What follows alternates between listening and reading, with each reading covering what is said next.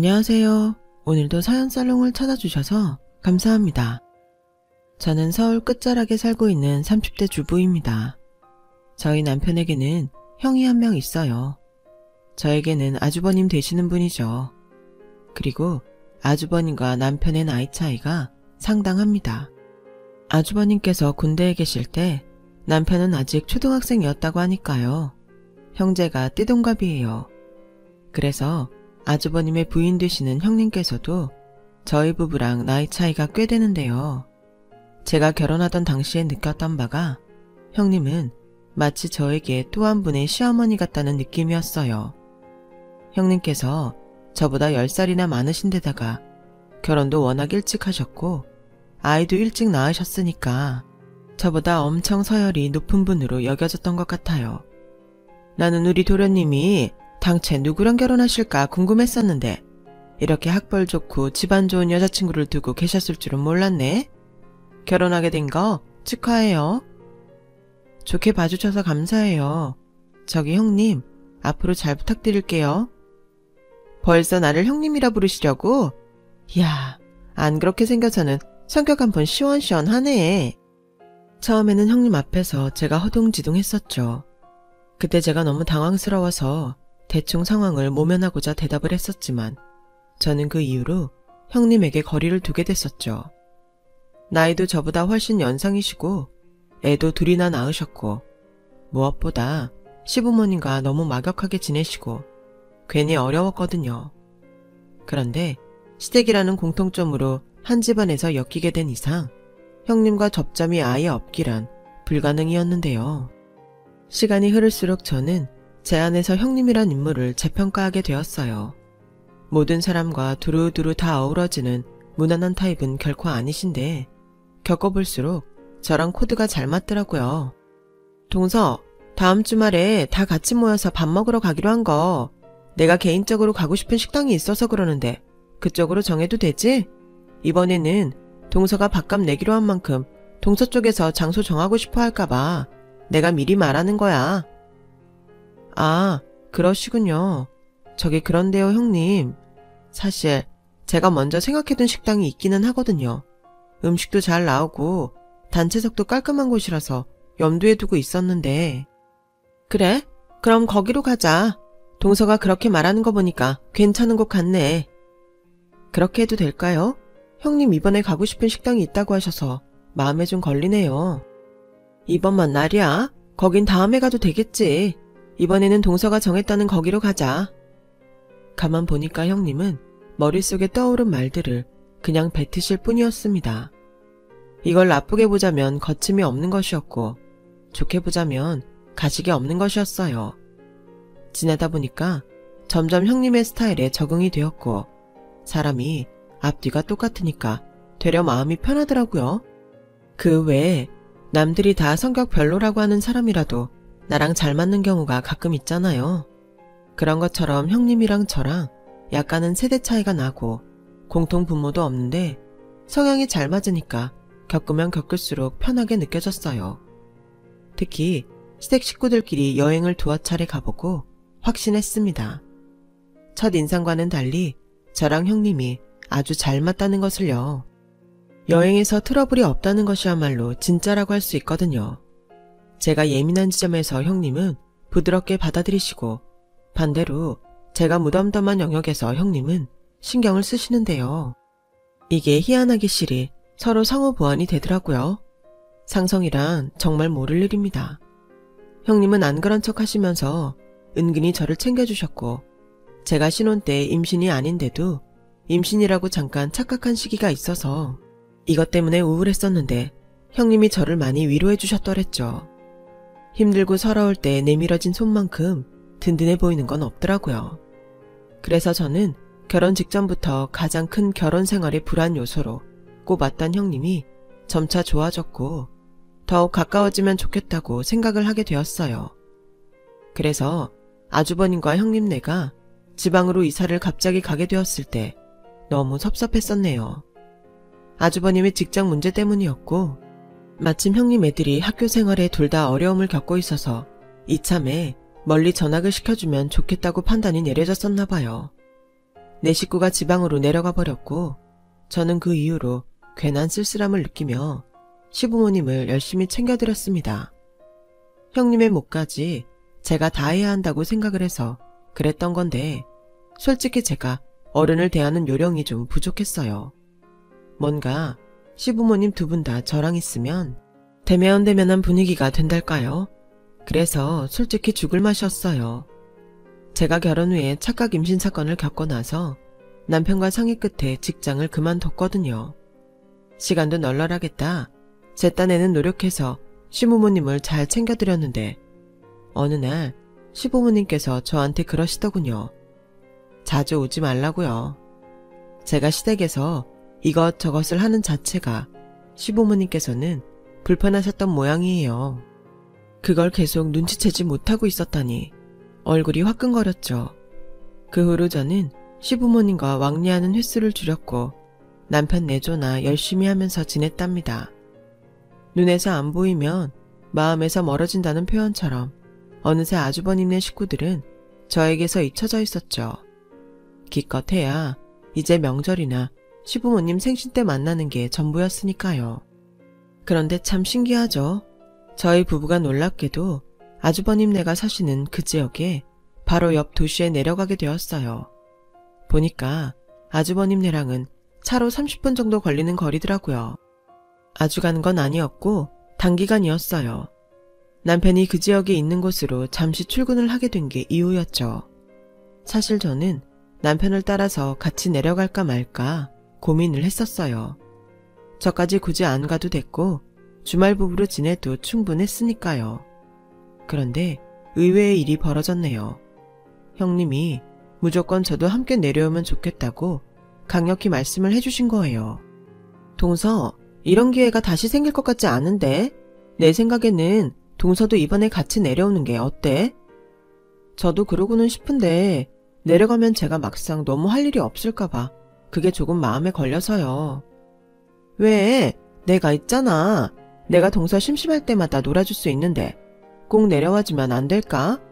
나도 여가 시간에 심심해서 동서가 있어주면 너무 좋을 것 같거든. 저를 반겨주시는 것에 감사하기도 했지만 한편으로는 의아함이 들었죠. 왜냐하면 제가 형님을 오래 봐온 것도 아니었고 그분을 아주 잘 아는 것은 아니었으나 이런 식으로 나오실 분은 아니라는 생각이 들었기 때문이에요. 게다가 애들도 있는데 형님이 도대체 심심하실 일이 뭐가 있단 말인가요?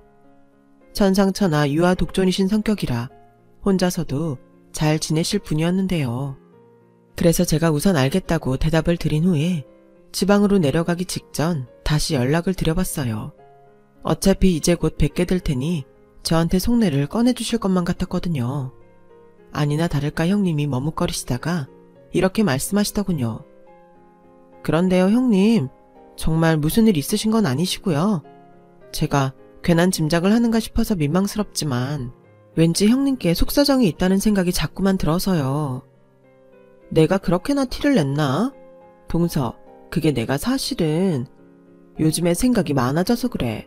솔직히 머리가 터질 만큼 고민되는 일이 있는데 내가 여기서는 어디 한 군데 털어놓을 때가 마땅히 있어야 말이지. 알잖아. 나 수도권 벗어나서 살아본 적이 없는걸. 형님 같으신 분이 그만큼 고민되는 일이 있다고 말씀을 하시다니 예사일은 아닌 것 같은데요. 혹시 아주버님도 아세요? 그런 큰 고민거리라면 아주버님하고도 상의를 해보신 거죠? 아니, 그러진 못했어. 애들 아빠한테 할 이야기가 아니라서 그래. 동서 이번에 내려오면 얼굴 보고 이야기하자. 동서한테만 따로 의논하고 싶어. 역시 형님께는 무언가가 있었던 거예요. 도대체 무슨 일인 건지 궁금해지더라고요. 제가 남편 따라서 지방에 내려간다고 하니까 친정 식구들은 굳이 왜 거기를 따라가냐면서 반대를 했는데요. 제가 그 반대를 묵살하고서 지방행을 택한 건 솔직히 형님의 공이 컸어요. 저희 남편한테도 아무 말 하지 말라고 하시고 저한테만 의논하고 싶으시다는 게 뭘지 너무 궁금했답니다. 그리고 저는 내심 혼자 형님의 고민이 뭘까 추측을 해봤더랬죠. 아무래도 형님께서 아주버님하고 무슨 일이 있는 것 같네. 그러지 않고서야 아주버님하고 우리 남편한테는 입을 꼭 닫으시고 굳이 나만 필요로 하실 리가 없어. 그런데 그 대쪽같아 못돼서 재미없으시기까지 한 아주버님과 대체 트러블이 나실 일이 뭐가 있을까? 역시 애들 문제인가? 형님께서는 원래 워킹맘으로 지내셨지만 애들 교육 때문에 일을 그만두신 지 꽤 된 상태였죠. 애들한테 전적으로 매달리셔야 할 사건들이 좀 있었거든요. 학교에서 일들이 몇 번 나는 바람에 그랬었어요. 특히 아주버님께서 형님이 일을 그만두시길 강하게 바라셨던 걸로 들어서 알고 있고요. 아주버님은 당신의 배우자에게 과감히 일을 그만두라 하실 만큼 본인의 능력이 뛰어나신 분이에요. 직업이 너무 특정될까봐 자세히 적을 순 없지만 그 업계에서는 굉장히 인정을 받는 분이세요.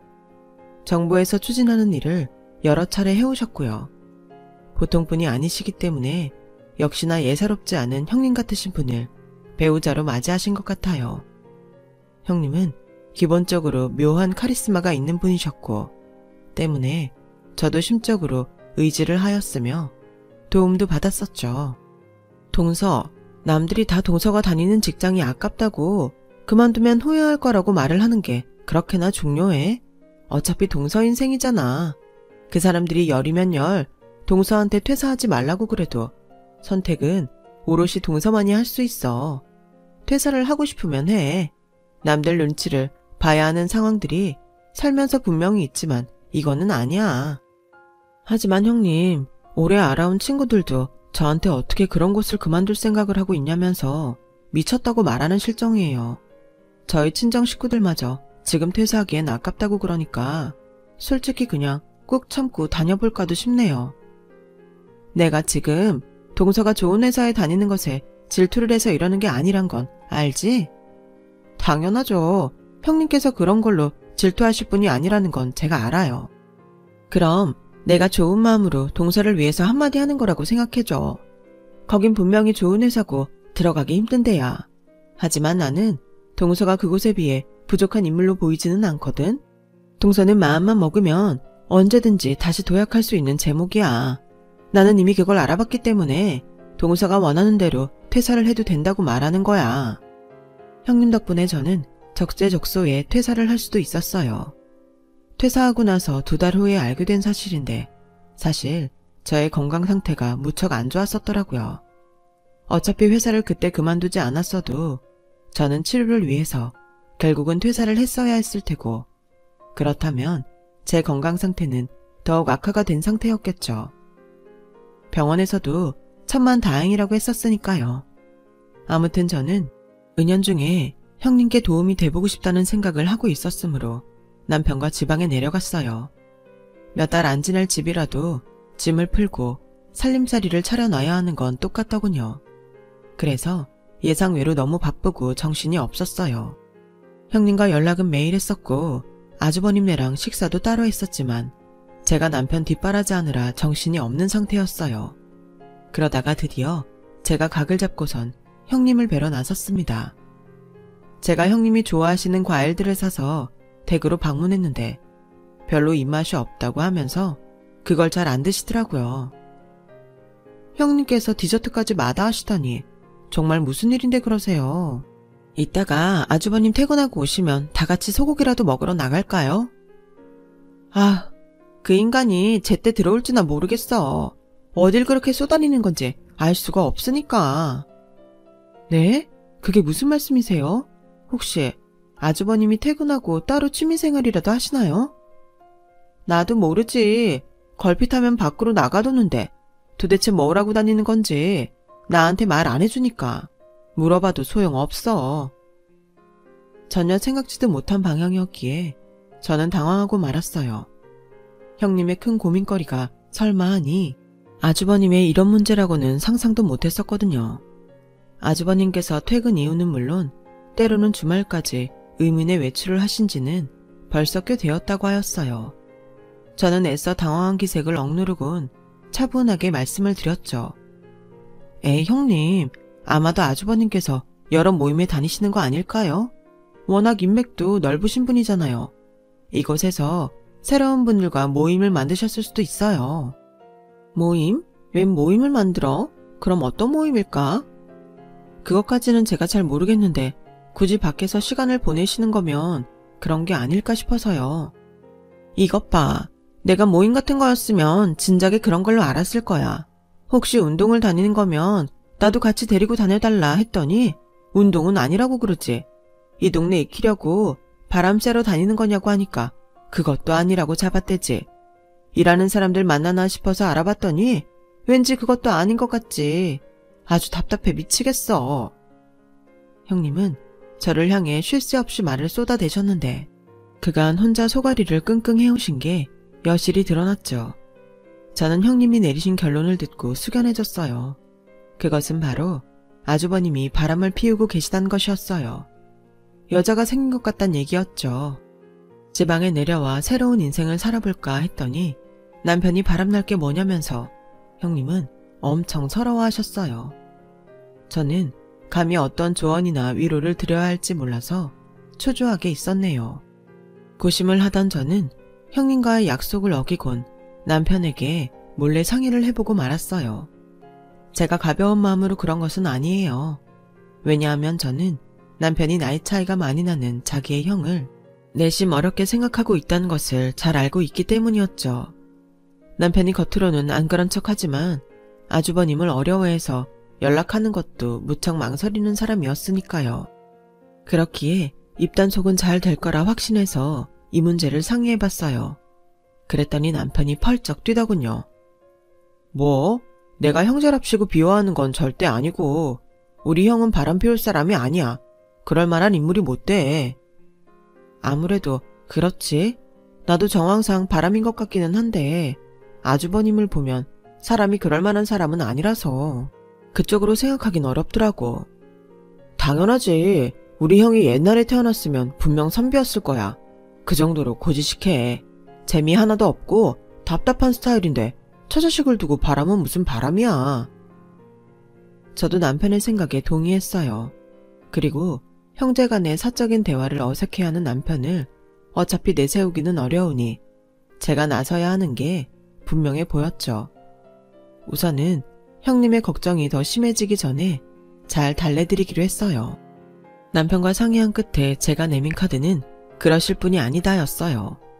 형님이 제 앞에서 의심의 말을 꺼내는 즉시 저 카드를 꺼내서 아주버님을 비호해드린 겁니다. 바람을 피우실 만한 인물이 못 된다고 말이죠. 그런데 설마 이게 역효과가 날 줄은 몰랐어요.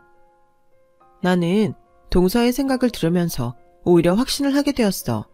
그 인간이 보통 고단수가 아니네.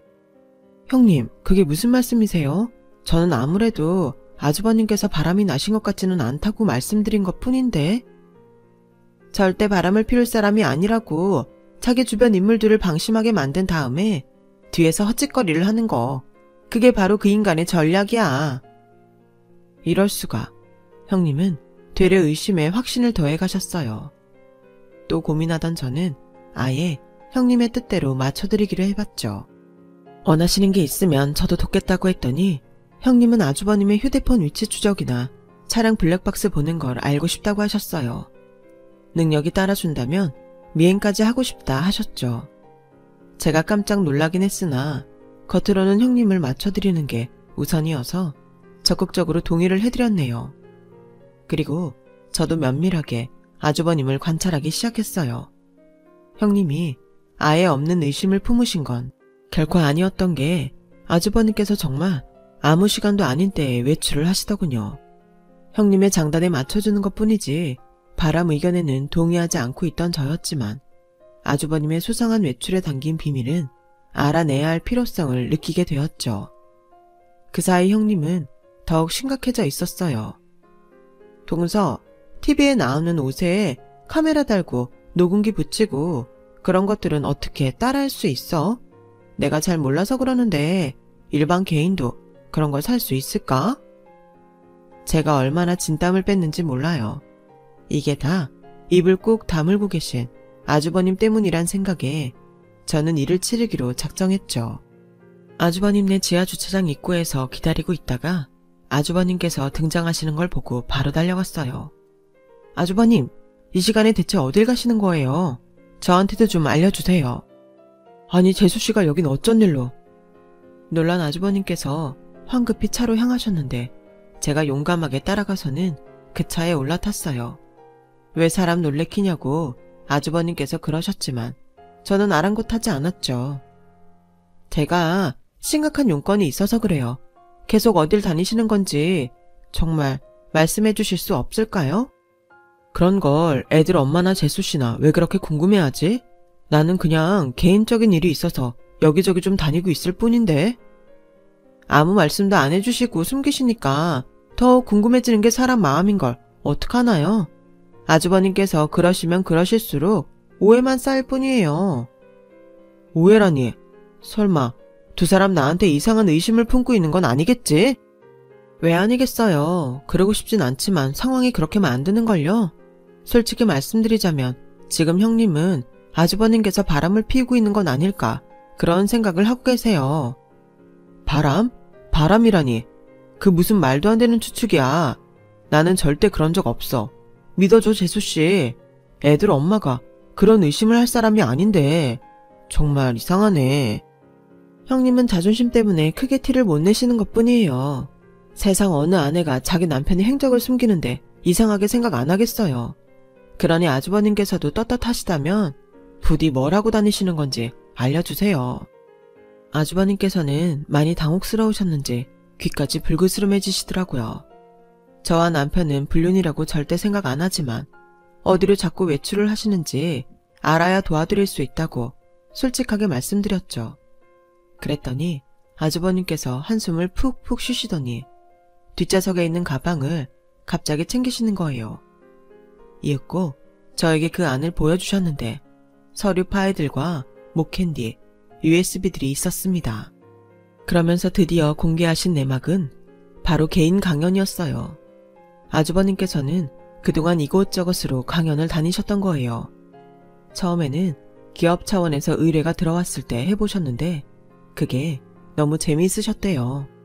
그 후로 맛을 들이셔서 재능 기부 차원에서 계속하게 되셨다는 거예요. 연락받는 여기저기를 다니시면서요.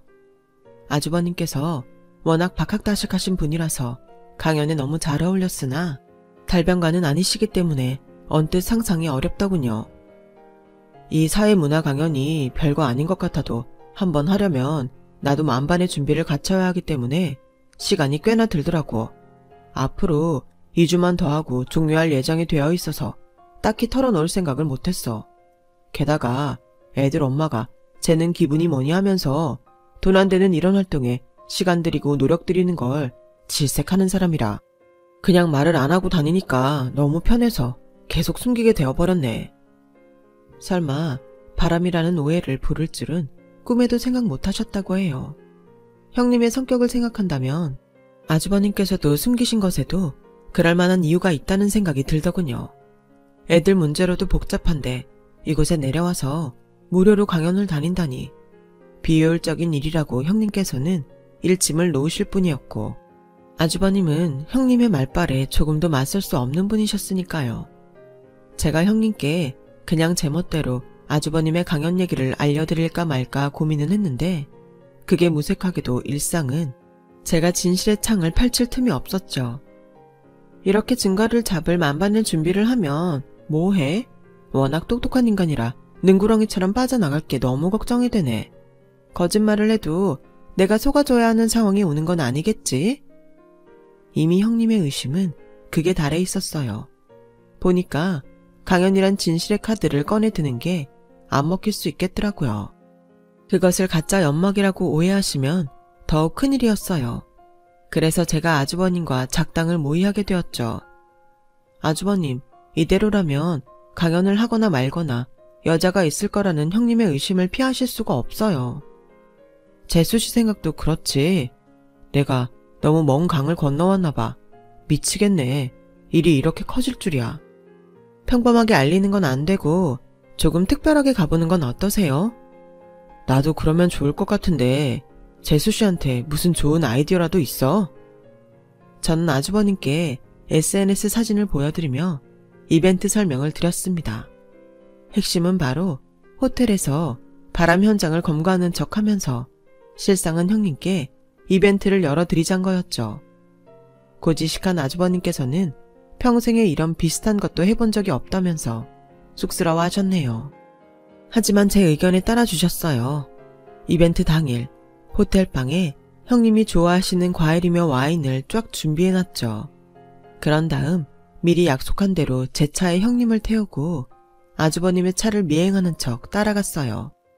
호텔로 꺾어 들어가는 아주버님의 차를 보고 형님께서 기함을 하셨고요. 저 인간이 미쳤나? 세상에, 이 일을 어떡하냐? 동서, 나 이제 어떡하면 좋아?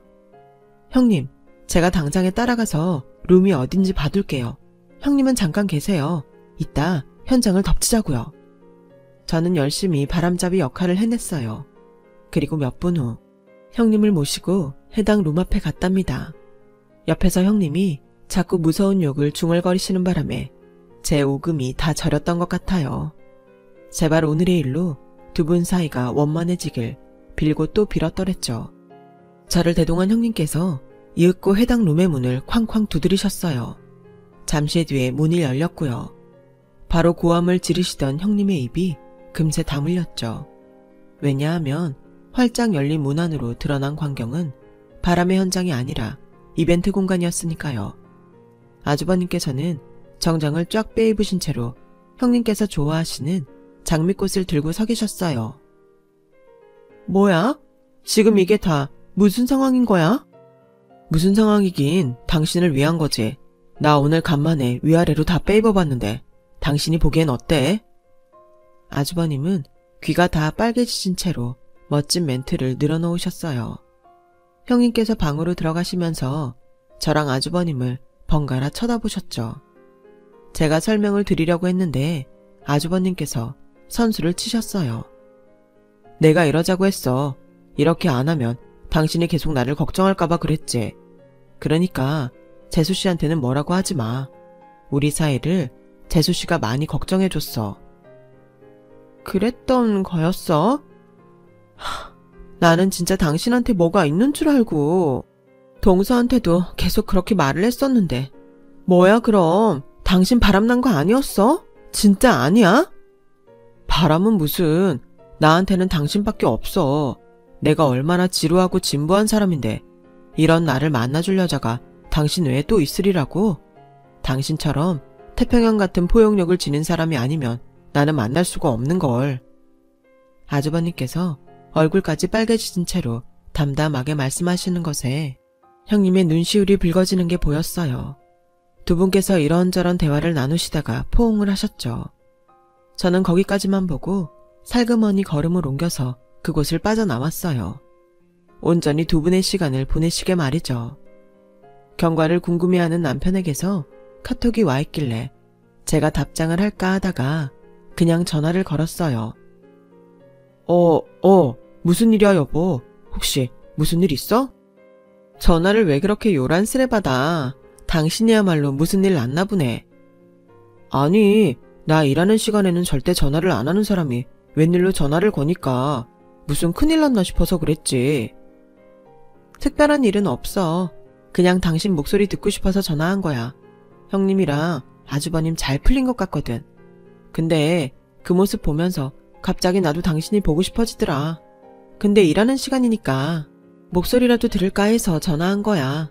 바쁜데 방해한 건 아니지? 하늘 같은 와이프님 전화인데 일이 무슨 상관이야? 상사 앞에서라도 받아야지. 입 바른 소리는 잘만 하더군요. 아주버님은 굉장히 멋쩍어 하시는 구석이 많으신 분인데 어쩌다 그 동생인 제 남편은 능글맞은 소리를 잘하는 사람인지 너무 신기할 따름이었어요. 그날 남편이랑 둘이 외식하면서 저희 부부도 많은 대화를 나눴었네요.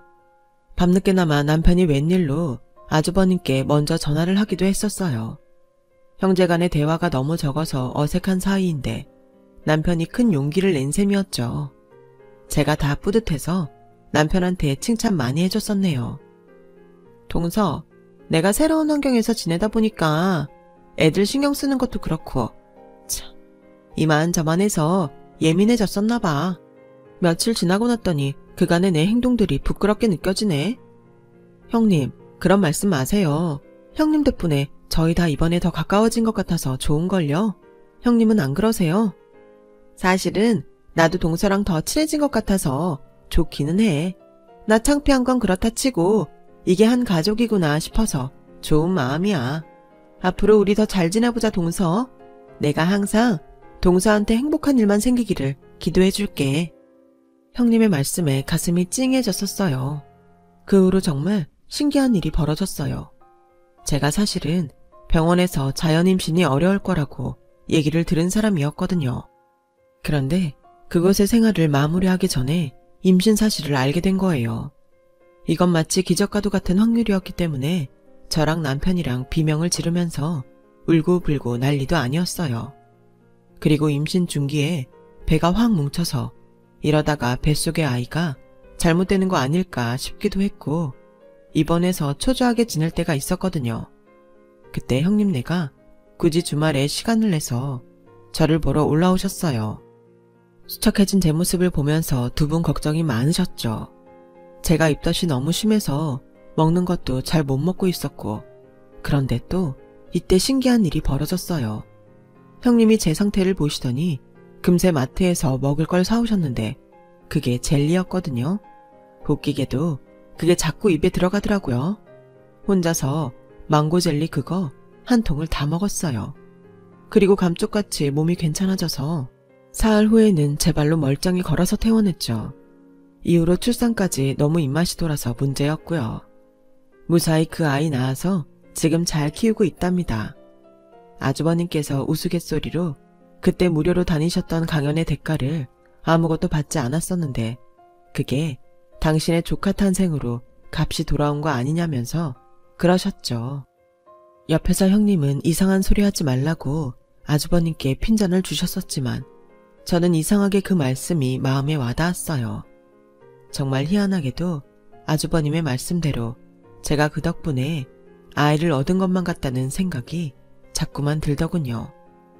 왠지 자랑만 하는 것 같아서 민망하지만 저에게는 이렇듯 너무나도 좋은 시댁 식구들이 있답니다. 사연 들어주신 여러분의 일상에도 기쁜 순간들이 가득하셨으면 좋겠어요. 여러분, 사연 댓글에 응원과 현명한 조언 부탁드려요. 좋아요와 구독은 저에게 큰 힘이 됩니다. 오늘도 좋은 일 가득하세요.